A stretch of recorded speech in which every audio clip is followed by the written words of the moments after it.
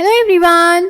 तो बेटा हम पढ़ रहे हैं मॉलिक्यूलर बेसिस ऑफ इनहेरिटेंस और आज की वीडियो में हम पढ़ेंगे the search for genetic material के अंडर ट्रांसफॉर्मिंग प्रिंसिपल। ठीक है, चलिए। तो बेटा 1926 में जेनेटिक इनहेरिटेंस का मैकेनिज्म डिटरमाइन करने के लिए हम मॉलिक्यूलर लेवल पे स्टडी करने लगे थे।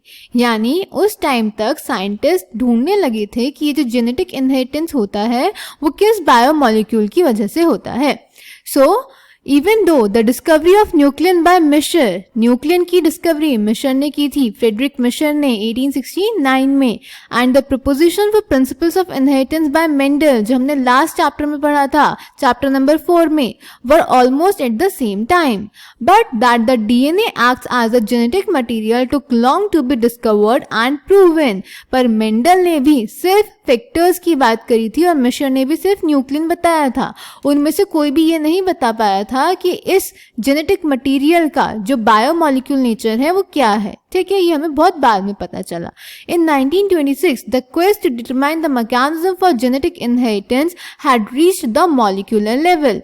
Previous discoveries by Gregor Mendel, Walter Sutton, Thomas Hunt Morgan and numerous other scientists had narrowed the search to the chromosomes located in the nucleus of most cells। इन सब के बारे में हम principles of inheritance and variation में पढ़ चुके हैं बेटा। ठीक है, but the question of what molecule was actually the genetic material had not been answered। ठीक है, इस अप्रोच में सबसे पहले 1928 में फ्रेडरिक ग्रिफिथ ने ट्रांसफॉर्मिंग प्रिंसिपल दिया हमें।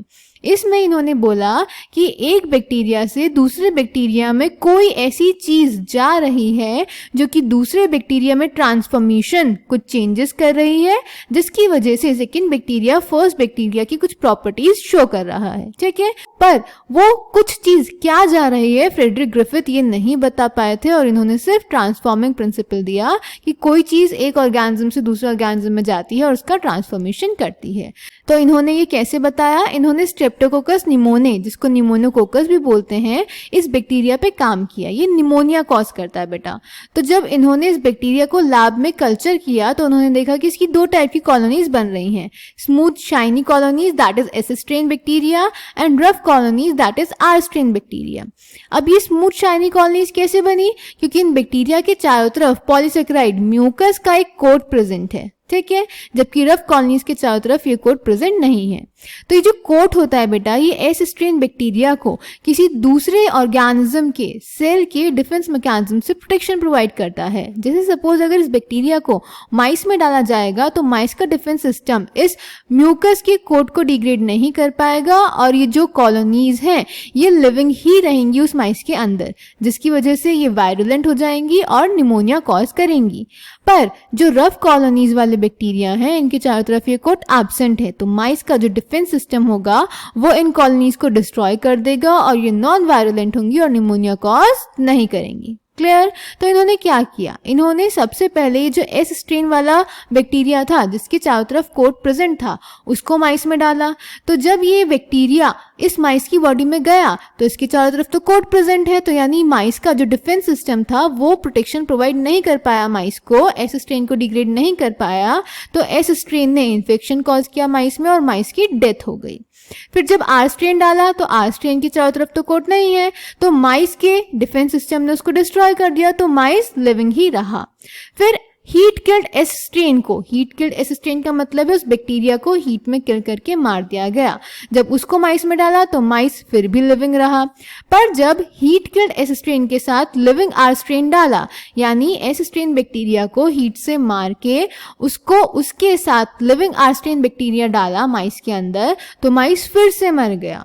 तो इस बेसिस पे फ्रेडरिक ग्रिफिथ ने बोला कि जो heat killed S strain bacteria था इसमें से कोई तो ऐसी चीज इस आर स्ट्रेन में गई है जिसकी वजह से आर स्ट्रेन के चारों तरफ म्यूकस का पॉलीसेकेराइड का कोट डेवलप हो गया और फिर माइस का डिफेंस सिस्टम इसको नहीं मार पाया, जिस वजह से माइस अल्टीमेटली मर गया।